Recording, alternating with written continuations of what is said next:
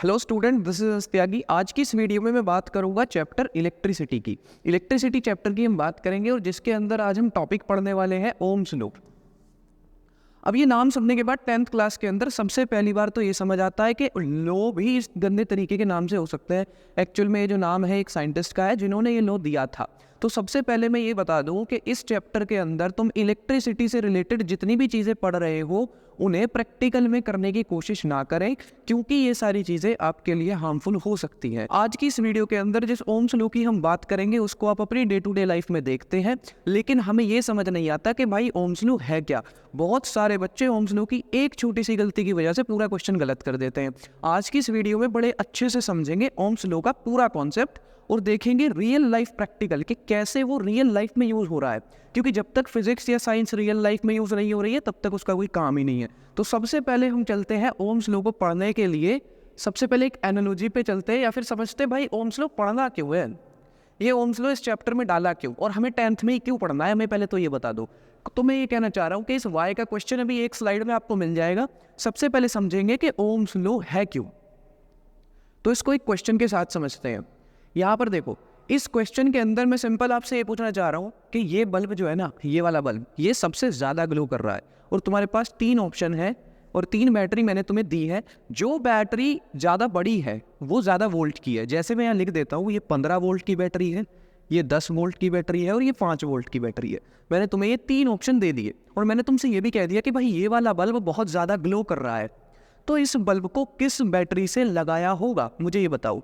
तो आसानी से आप आंसर कर सकते हैं कि भाई इसको 15 वोल्ट की बैटरी से जोड़ दो, क्योंकि तुमने 15 वोल्ट की बैटरी यानी ज़्यादा पावर वाली बैटरी ली और तुमने इसे जोड़ दिया। अभी आप कह सकते हैं कि हाँ, इसको ज़्यादा पावर वाली बैटरी दी और हमने इसको ज़्यादा ग्लो करा दिया, लेकिन क्या इसका मतलब ओम्स लॉ नहीं है? अभी मैं आपको समझाऊंगा। इसी तरीके से अगर ये वाला बल्ब इससे कम ग्लो कर रहा है तो मैं क्या कहूँगा कि इसको 10 वोल्ट की बैटरी से जोड़ दो, और अगर ये वाला बल्ब सबसे कम ग्लो कर रहा है तो मैं क्या कहूँगा, इसको 5 वोल्ट वाली बैटरी से जोड़ दो। And this is what Ohm's law is. Ohm's law भी कुछ यही कहता है, जस्ट समझने की बात है। ये एनालॉजी आपको समझ आई होगी तो मुझे बताना कि भाई यहाँ पर जो बड़ी बैटरी है जिसकी ज़्यादा वोल्टेज है वो ज़्यादा ग्लो कर रहा है। अब मैं यहाँ लिख देता हूँ, क्या हमें समझ में आया? मैंने कहा जिसकी वोल्टेज ज़्यादा होगी वो ज़्यादा ग्लो करेगा, वो ज़्यादा ग्लो करेगा। ये आसान है। मैंने कहा अब इसी को एक डेफिनेशन के थ्रू समझते हैं और फिर समझते हैं ओम्स लॉ क्या होता है। Ohm's law states that the voltage across a conductor is directly proportional to the current. ये क्या बोल दिया भाई? इन्होंने कहा कि भाई जो वोल्टेज है ना किसी भी कंडक्टर में वो डायरेक्टली प्रोपोर्शनल होता है करंट के। अब ये तो इन्होंने बता दिया, लेकिन क्या ये हमें समझ आया? अभी समझते हैं। आगे क्या लिखा हुआ है? Flowing through it provided all the physical conditions and temperature remain constant. This is very important. इसको कैसे समझना है वो बाद में समझेंगे, पहले इसकी पहली लाइन तो समझ लें कि पहली लाइन में इन्होंने ऐसा क्यों बोला। अब वापस चलते हैं अपनी पिछली स्लाइड पे और जरा देखो हुआ क्या। मैंने तुमसे कहा जिस भी बैटरी का वोल्टेज ज़्यादा है, किस बैटरी का वोल्टेज ज़्यादा है? इस वाली का। तुमने कहा इस बैटरी को जिस भी बल्ब से जोड़ा उसका ग्लो ज़्यादा हो गया, यानी कि ये बैटरी ऐसा कुछ प्रोवाइड कर रही है जिसकी वजह से ज़्यादा ग्लो हुआ। और मुझे बताओ बैटरी क्या प्रोवाइड करती है? फ्लो प्रोवाइड करती है चार्जेस को, और चार्ज के फ्लो को ही क्या बोलते हैं? करंट बोलते हैं। यानी कि जिस भी बैटरी की वोल्टेज ज़्यादा होगी उसी का करंट क्या होगा? ज़्यादा होगा। तो ओम्स लॉ ने नया क्या बताया? हमें तो ये पता था, जस्ट हमें समझने की बात थी कि भाई ओम्स लॉ ये कहता है, ये पर्टिकुलर चीज़ कहता है। लेकिन एक इंपॉर्टेंट चीज़ नहीं भूलेंगे जो उसने कही है कि भाई टेम्परेचर जो है ना वो कांस्टेंट होना चाहिए। इसका क्या मतलब है? मैंने कहा जो भी तुम ये टेम्परेचर लेके चल रहे हो हमेशा यही रहना चाहिए। फिर हर केस में अगर तुम वोल्टेज को अभी 2 ले रहे हो, फिर 5 ले रहे हो, फिर 6 ले रहे हो, तीनों केसेस में टेम्परेचर सेम रहना चाहिए। ऐसा क्यों है भाई? मैंने कहा जब तुम 12th में जाओगे तब तुम पढ़ोगे कि रेजिस्टेंस डिपेंड करता है टेम्परेचर पे। अगर टेम्परेचर तुमने बढ़ा दिया तो रेजिस्टेंस चेंज हो जाएगा। इस तरीके से हम इसको 12th में पढ़ते हैं। अभी क्या पढ़ते हैं कि भाई ओम्स लॉ ने कहा कि वोल्टेज डायरेक्टली प्रोपोर्शनल है करंट के, उन्हें कंडीशन क्या? टेम्परेचर कांस्टेंट रहना चाहिए। इतनी सी बात समझ आती है क्या? अभी हम एक और चीज़ समझते हैं कि भाई मैथमेटिकली एक ऐसा हो क्या रहा है। ध्यान से सुनो। मैंने कहा वोल्टेज अगर ज़्यादा होगी तो करंट तुम्हारा ज़्यादा हो जाएगा। ये बात मैंने कह दी। तुमने कहा कि हाँ वोल्टेज ज़्यादा होने से करंट ज़्यादा हो जाता है। अब जरा मुझे ये बताओ कि मैंने कहा अगर तुमने वोल्टेज को कम कर दिया तो करंट क्या हो जाएगा, कम हो जाएगा। इसको मैथमेटिकली कैसे लिखते हैं, इसको मैथमेटिकली लिखा जाता है डायरेक्टली प्रोपोर्शनल। और ये साइन तो हमने 9th क्लास में ही पढ़ लिया था जब हमने ग्रेविटी पढ़ी थी, ठीक है। तो यहाँ पर क्या लिखा है, v is directly proportional to i, मतलब अगर i बढ़ेगा तो v भी बढ़ जाएगा, या v बढ़ेगा तो i भी बढ़ जाएगा। मैंने कहा ठीक है, लेकिन ये प्रोपोर्शनल से तो हम क्वेश्चन सॉल्व नहीं करते। मैंने कहा हाँ बिल्कुल सही है, इक्वल लगाते हैं बीच में, इक्वल लगाते हैं, लेकिन अगर तुमने प्रोपोर्शनल हटा के इक्वल लगाया तो एक और चेंज करना पड़ेगा। तो मैंने कह दिया हाँ एक चेंज और करेंगे, जिसके अंदर हम क्या लिखेंगे, इस प्रोपोर्शनल को जब तुमने इक्वल बनाया तो यहाँ पर साथ में कांस्टेंट से मल्टीप्लाई करो। कांस्टेंट से क्यों भाई, मैंने कहा देखो ये कांस्टेंट तो सेम रहेगा, ठीक है, अगर ये बढ़ेगा ये बढ़ जाएगा। मैंने कहा कांस्टेंट तो हमेशा सेम रहता है, तो कांस्टेंट तो सेम ही है, तो इसका तो कोई फर्क नहीं पड़ रहा इक्वेशन में। जस्ट मैंने इक्वल बनाने के लिए ये कांस्टेंट की मल्टीप्लाई करा दी, तो तुमने लिखा v इज इक्वल्स टू आई। अब ये कांस्टेंट क्या है, यही वो कांस्टेंट चीज है जो टेम्परेचर के सेम रहने पे सेम रहती है। मैंने कहा क्या है वो, मैंने कहा रेजिस्टेंस है वो। क्या है, रेजिस्टेंस, ठीक है। तो ये क्या हो गया, रेजिस्टेंस, तो इसको मैं R लिख दूंगा। और यही एक खतरनाक सी इक्वेशन आप पढ़ते हैं जिसको बार बार गलत करके आ जाते हैं, V is equals to I R. आधे से ज़्यादा इलेक्ट्रिसिटी के क्वेश्चन इस पे डिपेंडेंट है। अब दोबारा से समझ लेते हैं हमने क्या समझा। मैंने कहा V is directly proportional to I, हमें समझ आ गया था। तुमने ये इसको इक्वल में क्यों बनाया, क्योंकि भाई मुझे एक कांस्टेंट से मल्टीप्लाई करनी है, क्योंकि मैं अपने मैथ में ये डायरेक्टली प्रोपोर्शनल तो नहीं लगाऊंगा, मैं क्या लगाऊंगा, इक्वल टू का साइन लगाऊंगा। इसीलिए मैंने क्या किया, ये मल्टीप्लाई कर दिया। और ये कांस्टेंट कौन सी टर्म है, रेजिस्टेंस की, जो हम अभी आगे पढ़ेंगे। तो ये समझ आता है, जिसके अंदर V क्या है, वोल्टेज। अरे यार, जिसके अंदर V क्या है, वोल्टेज, I क्या है, करंट, और रेजिस्टेंस क्या है यहाँ पर, R, ठीक है। R क्या है यहाँ पे, रेजिस्टेंस। इतना समझ आता है। अब आगे बढ़ते हैं।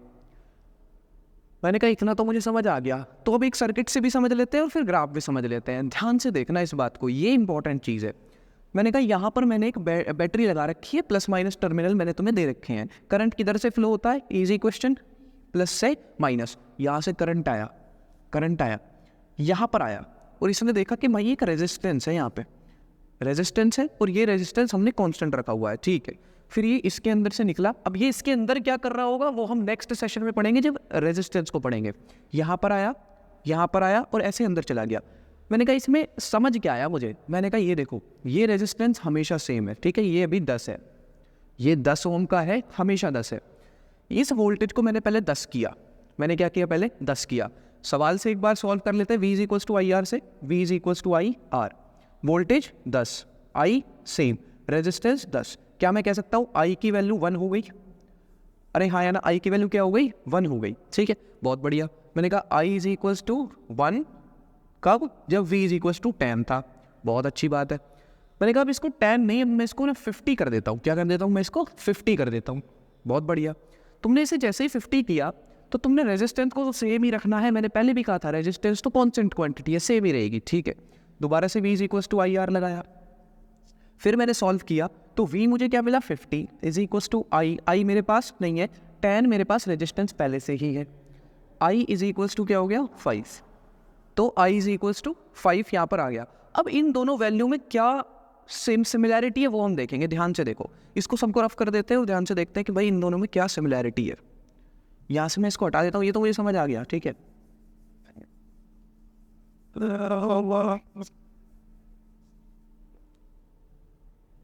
हाँ, तो मैंने कहा जब मैंने I की वैल्यू 5 ली थी ना, या फिर मैं कहूँ जब मैंने V की वैल्यू 50 करी थी, तब मेरे पास यहाँ पर I की वैल्यू क्या आई, 5 आ गई, ठीक है। अब इन दोनों वैल्यूज में सिमिलैरिटी देखते हैं, ध्यान से देखो।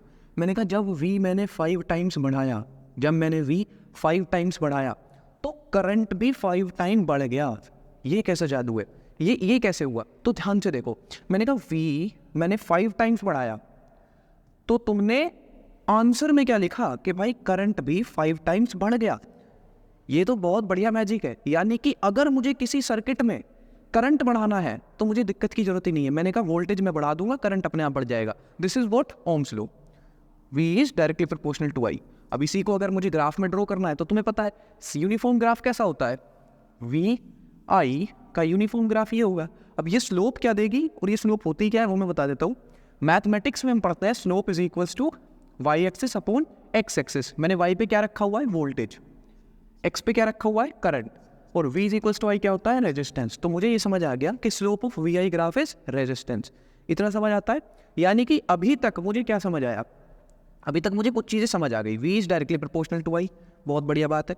v is equal to I R, ये भी बहुत बढ़िया बात है। और तीसरी चीज़ मुझे क्या समझ आई कि v upon I is equal to R which is equal to the slope. ये तीन चीज़ें मुझे अभी तक समझ में आ गई, विच इज़ वेरी इंपॉर्टेंट, और यही न्यूमेरिकल में पूछी जाएगी। इसके अलावा तुम्हें न्यूमेरिकल में कुछ नहीं पूछा जाएगा। v is equal to I R तुम्हें पता है, कॉन्सेप्ट पता है, तो तुम आसानी से क्वेश्चन कर सकते हो। अब यहाँ पर देख लेते हैं, ये जो रेजिस्टेंस वाला टॉपिक है ये हम नेक्स्ट सेशन में पढ़ेंगे। इतना ही आज हमें ओम्स लॉ का पढ़ना था, एक छोटी सी क्लास ओम्स लॉ के ऊपर जो कॉन्सेप्चुअल क्लास थी। प्रैक्टिस क्वेश्चन की नेक्स्ट क्लास करेंगे, इसके अंदर ओम्स लॉ के बहुत अच्छे अच्छे क्वेश्चन करेंगे और फिर हम पढ़ेंगे रेजिस्टेंस को। ठीक है, till then keep learning, keep hustling. Thank you for watching.